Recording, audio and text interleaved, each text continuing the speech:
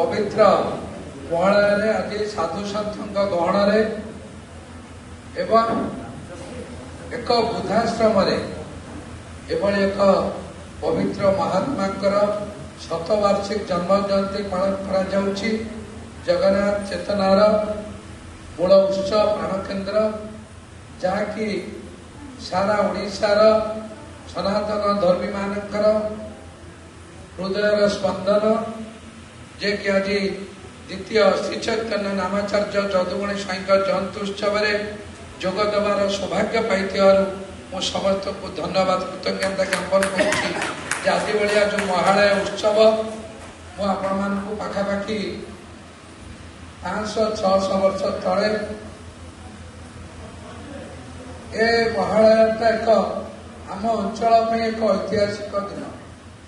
जे जगन्नाथ संस्कृति महालय पर्वर एक गुरुत्व अच्छी और विशेषकर 1525 मसीह जितेबाला पंचसखा अच्युतानंद पीठरे चली था आजिकल आपण मैंने अच्युतानंद महापुरुष पीठ निर्माण कहते जे जदुमणि जहाँकि आप आज श्री चैतन्य भाव कहते